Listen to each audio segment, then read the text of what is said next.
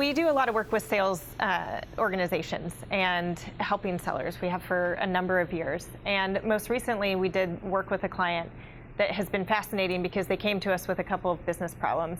The sellers weren't ramping until about 9 months in role. And what they meant by ramping was hitting quota. And then they were leaving the role after 27 months. And so what they realized is that they had no consistent onboarding for the sellers. It was all very random. They didn't know if the content was relevant. They didn't know exactly what they were getting. So we created a very specific onboarding journey for them. It was one link. It was an online experience, but it was very much based in, kind of how a salesperson would consume something. It could be on the mobile. It was very short. Nothing was very long. And it was extremely relevant to what they had to do to be successful, which meant driving to making their quota. We're able to look at the results over a year later and say, if the salesperson went through this onboarding, then they're hitting 130% of their quota. If they don't go through the onboarding, they're hitting about 80% of quota.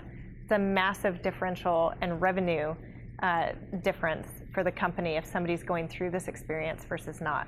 And that shows the power, so much power of if learning is done right, what it can do to impact both the people in the organization itself, and ultimately the customers as well, because they're obviously getting something of value if people are hitting quotas faster.